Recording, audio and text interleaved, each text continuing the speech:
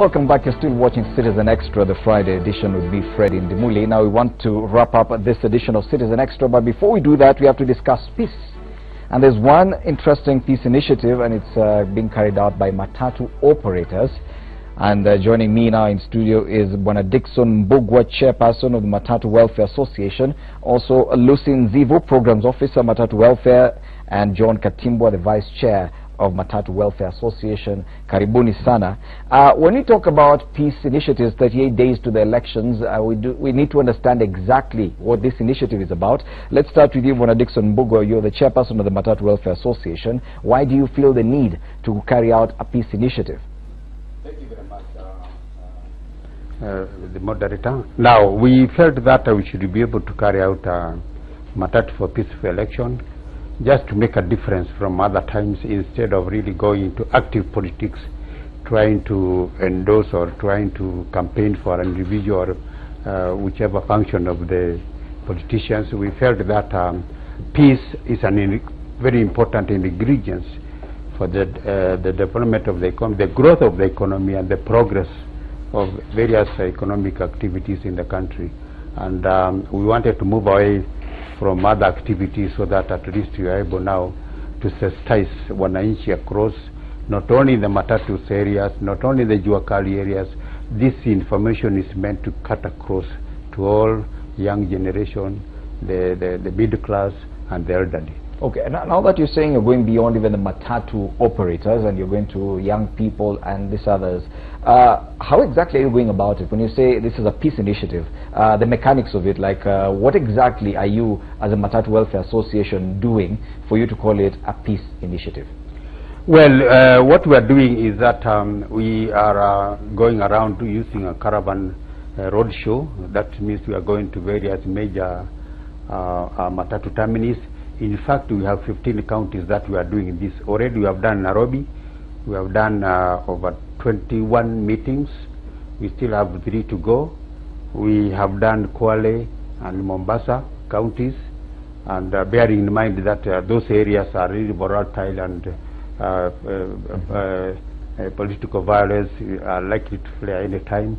So these were given to us by NCIC after making so much research on this.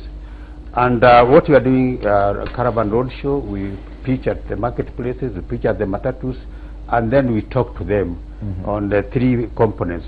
One, for them to turn up in large numbers, all those who register for voters. Number 2, to maintain peace throughout this election campaign period, and after the results, after 8th August, after the result, no matter what kind of result comes out, people should be able to be peaceful and maintain peace. The other thing, of course, is for the youth. We know youth in this country, most of the electioneering time, they are misled and misused by the politicians for their own vested interest, and sometimes given token handout, and also what called drugs and liquor to go and disrupt the opponent's meetings. These are the areas that we are. And it's good you mentioned that when it comes to the youth and how they are misused, because Matatu operators and when you're talking about drivers and touts, most of them are quite young. And Lucy Nzivu, now this question is to you. The Matatu industry has been described as one of the chaotic ones. A lot of young people take part in touting, in driving Matatus. It almost sounds ironic in this sense that you're using the same people to preach peace. Lucy, how is this working? It's working very well with us. We've done a bit of sensitization to them, and we've made them be accountable to what they are doing. And among us, the group, we've been able to identify some of them. We are using like peace ambassadors who are able to reach their peers, who are able to talk to them to their language they can understand. They relate well to them more than anybody else. So in that way we are easily reaching them very well, and it's working well with us.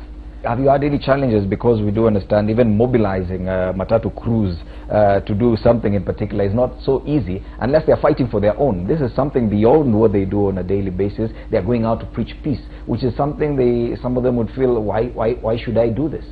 Peace is part of their own because everybody wants to live in a peaceful environment. And so far, we don't have we don't have challenges in trying to mobilize. They are turning up in large numbers, and especially when we involve them, we are making this to be part and parcel of their campaign. So they are turning up in large numbers. Because what we're wondering is, what is the motivation? Because they work in the Matatu industry to make money, to make a living, and they count how many squad, they call it squad, how many rounds have you made today, how much am I earning today. So when they go out of their day-to-day work to preach peace, what exactly is the motivation where money is not concerned? Their motivation is actually bringing the change in the industry we are looking for, because everyone is now like, you want to see a change in this industry. So that motivates them to come up and participate to make a difference. Mm-hmm. Yeah. Now, Bwana John Katimbo, as the Vice Chair of the Matatu Welfare Association, running any campaign is not easy. Mobilizing a sector like the Matatu industry, which is not structured in a certain way, is not easy either. What motivates you to do this beyond your beyond just protecting your business as Matatu Welfare Association? What is the other motivation beyond that? Well, our interest, first and foremost, is to sensitize Kenyans, irrespective of their positions in the society. Bearing in mind that our Matatus ferry every citizen of this country, irrespective of the tribe, political affiliation, religion. So we are using our Matatu industry as a platform of preaching the gospel. Mm-hmm. It is easy to mobilize our crews in the sense that what happens, well, you can see the way we are dressed in the first place. Mm-hmm. Those individuals is dressed in a conductor's jacket. I'm dressed in a driver's jacket. My chairman is dressed in the owner's jacket. We have peace messages which are really emblazoned on our jackets. Mm-hmm. So the moment these crews are executing their duties, ferrying passengers, our customers who are the passengers, on entering the vehicles, they are seeing the peace message. We have stickers which we are sticking in the vehicles, preaching peace, because ours is unfortunate. Our supermarket is on the highway. Yes. So if we don't use this facility, and given the huge number of passengers we ferry, we feel that will spread the gospel like a bushfire. Everybody will be able to really get what we are saying. Okay. And as a final bit, because our time is up and we need to pave way for Kanze Dena to take us through Citizen Extra in Swahili in the next few minutes. Conductors and touts have not had a very good rapport, if I may say that. They've not had a very good reputation for a very long time. Bwana Chairman, how do you manage to now convert them to become peace ambassadors? These people that sometimes even do not get along with some people that they serve. As you make your final words. Yeah, the first thing that we need to make them understand, we really are talking to them, is that they need this industry, they need these jobs that they are doing more than anything else, because the moment chaos erupts in the country, they'll be jobless. That chaos is not known how long it takes, maybe a week or 2 weeks or 3 weeks. So that's a component we are making them understand that the job and the peace environment is critical and very important for them and their clients. The other thing, of course, we know we don't have a PSV training school that will encompass everything, customer care, courtesy on the road, and PR and all that. Mm-hmm. But in our own way, because we come from different backgrounds, former corporates, and we know corporate governance and all these things, we induct them, we disseminate that knowledge to them, so that at least we'll be changing them slowly, and by the time of years they will have changed their attitude and the kind of behavior that they have. But all is not lost, because we believe the government that's going to come after this election, this is one of the areas, a priority that we have put to the government, that is going to come up, and then we'll be able to put them into formal employment and exhibit that kind of commitment to the employment, just like any other industry. Okay. Yes. Now, earlier on the show, Lucy Nzivu, we were talking about the numbers and the new numbers of voters, about 5.2 million. A big chunk of who are very young people, probably they're getting to vote for the very first time this time in 2017. And I do know that quite a number of people who work in the Matatu industry are that young, between the ages of 18 to 23, 24, 25 there. I'm not saying they're not older people who are working in that industry, but it also comprises of quite a huge chunk of these young people. Does that help that a huge chunk of those people working in that industry are voting probably for the very first time? Does that help this peace initiative?